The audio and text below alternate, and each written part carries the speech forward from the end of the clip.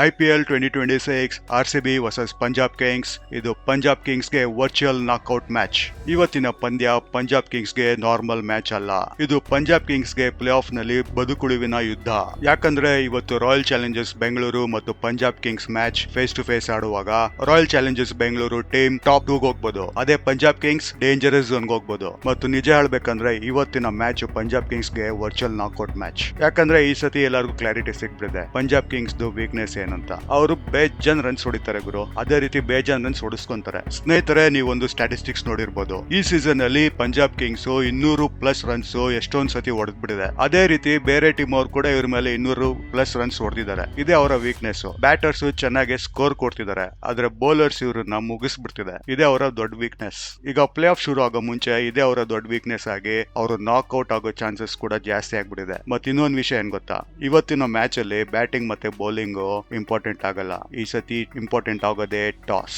ಅದೇ ದೊಡ್ಡ twist match ಅಲ್ಲಿ. ಯಾಕಂದ್ರೆ ನೀವು ಈ ಸ್ಟ್ಯಾಟ್ಸ್ ನೋಡಿದ್ರೆ ಈ IPL ಸೀಸನ್ ನಲ್ಲಿ ಈಗಾಗಲೇ 10 ಸತಿ ಡೇ ಮ್ಯಾಚ್ ನಡೆದಿದೆ. ಅದ್ರಲ್ಲಿ ಅಷ್ಟು ಪಂದ್ಯಗಳು ಚೇಸಿಂಗ್ ಮಾಡಿರೋ ತಂಡ ವಿನ್ ಆಗ್ಬಿಟ್ಟಿದೆ. ಅಂದ್ರೆ ಇವತ್ತಿನ ಟಾಸ್ ತುಂಬಾ ಇಂಪಾರ್ಟೆಂಟ್ ಆಗುತ್ತೆ. ಇವತ್ತು ಯಾರು ಟಾಸ್ ವಿನ್ ಆಗ್ತಾರೋ ಅವ್ರಿಗೆ ಡೈರೆಕ್ಟ್ ಅಡ್ವಾಂಟೇಜ್ ಸಿಕ್ಬಿಡುತ್ತೆ ಇಮ್ಮಿಡಿಯೇಟ್ ಆಗಿ. ಎಸ್ಪೆಷಲಿ ಇವತ್ತು ಮ್ಯಾಚ್ ಆಡ್ತಿರೋದು ಧರ್ಮಶಾಲಾ ಅಲ್ಲಿ ತುಂಬಾ ಡ್ಯೂ ಇರುತ್ತೆ. ಸೂರ್ಯಾಸ್ತ ಸಮಯದಲ್ಲಿ ಬಾಲ್ ತುಂಬಾ ಮೂವ್ಮೆಂಟ್ ಆಗುತ್ತೆ. ಮತ್ತೆ ಅಂಡರ್ ಲೈಟ್ಸ್ ಆಡ್ಬೇಕಂದ್ರೆ ಚೇಸಿಂಗ್ ತುಂಬಾ ಈಸಿ ಆಗ್ಬಿಡುತ್ತೆ. ಆದ್ರಿಂದ ಟಾಸ್ ಯಾರು ವಿನ್ ಆಗ್ತಾರೋ ಅವ್ರು ಇಮ್ಮಿಡಿಯೇಟ್ ಆಗಿ ಬೌಲಿಂಗ್ ನ ಚೂಸ್ ಮಾಡ್ತಾರೆ ಅಂತ ನಾನು ಅನ್ಕೊಂತಿದ್ದೀನಿ. ಅಂದ್ರೆ ನಿಜ ಹೇಳ್ಬೇಕಂದ್ರೆ ಈ ಟಾಸ್ ತುಂಬಾ ಇಂಪಾರ್ಟೆಂಟ್ ಇವತ್ತು ಮ್ಯಾಚ್ಗೆ. ಅದೇ ಡಿಸೈಡ್ ಮಾಡೋದು ಯಾರು ವಿನ್ ಆಗ್ತಾರೆ ಯಾರು ಸೋಲ್ತಾರೆ ಅಂತ. ಈಗ RCB ಟೀಮ್ ಬಗ್ಗೆ ಮಾತಾಡೋಣ.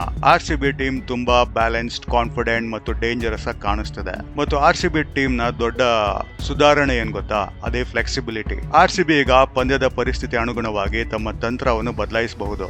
RCB ಮೊದಲು ಬ್ಯಾಟಿಂಗ್ ಮಾಡಿದ್ರೆ ಆರಂಭದಲ್ಲಿ ಬ್ಯಾಟಿಂಗ್ ನ ಡೆಪ್ತ್ ಹೆಚ್ಚಿಸಬಹುದು. ನಂತರ ಪರಿಸ್ಥಿತಿ ಅನುಗುಣವಾಗಿ ಬೌಲಿಂಗ್ ಕಾಂಬಿನೇಷನ್ ಅಡ್ಜಸ್ಟ್ ಮಾಡಬಹುದು. ಈ ಟ್ಯಾಕ್ಟಿಕಲ್ ಫ್ಲೆಕ್ಸಿಬಿಲಿಟಿ RCB ಗೆ ದೊಡ್ಡ ವೆಪನ್ ಆಗ್ಬಿಟ್ಟಿದೆ. ಕೃಣಾಲ್ ಪಾಂಡ್ಯ ತಂಡವನ್ನು ಸೂಪರ್ ಆಗಿ ಬ್ಯಾಲೆನ್ಸ್ ಕೊಡ್ತಿದ್ದಾರೆ. ಪೇಸ್ ಅಟ್ಯಾಕ್ ಈಗ ಹೆಚ್ಚು ಶಾರ್ಪ್ ಕಾಣಿಸ್ತಿದೆ. ಬ್ಯಾಟಿಂಗ್ ಲೈನ್ ಅಪ್ ಎಕ್ಸ್ಪ್ಲೋಸಿವ್ ಆಗಿದೆ. ಒಂದು ದೊಡ್ಡ ಪ್ರಶ್ನೆ ಮಾತ್ರ ಉಳಿದಿದೆ, ಸ್ಪಿನ್ ಡಿಪಾರ್ಟ್ಮೆಂಟ್. RCB ಇವತ್ತು ಸುಯಶ್ ಶರ್ಮನ ಆಡಿಸ್ತಾರಾ ಅಥವಾ ಪೇಸ್ ಹೆವಿ ಕಾಂಬಿನೇಷನ್ ಅಲ್ಲಿ ಗ್ರೌಂಡ್ ಗಿಳಿತಾರ ಅಂತ. So pace attack versus spin combination ಬಗ್ಗೆ ಮಾತಾಡ್ಬೇಕಂದ್ರೆ ಅದು ಕಂಪ್ಲೀಟ್ ಆಗಿ ಇವತ್ತು ಪಿಚ್ ಮೇಲೆ ಡಿಪೆಂಡ್ ಆಗುತ್ತೆ. ಸೊ ನೋಡೋಣ ಯಾರು ಟಾಸ್ ವಿನ್ ಆಗ್ತಾರೆ, ಪಿಚ್ ಹೆಂಗಿದೆ, ಅದ್ರ ಮೇಲೆ ಏನ್ ಸೆಲೆಕ್ಟ್ ಮಾಡ್ತಾರೆ ಕ್ಯಾಪ್ಟನ್ ಅಂತ. ಆದ್ರೆ ಈಗ ಪಂಜಾಬ್ ಕಿಂಗ್ಸ್ ಅತಿ ಹೆಚ್ಚು ಭಯ ಪಡುವ ಬ್ಯಾಟ್ಸ್ಮನ್ ಬಗ್ಗೆ ಮಾತಾಡೋಣ.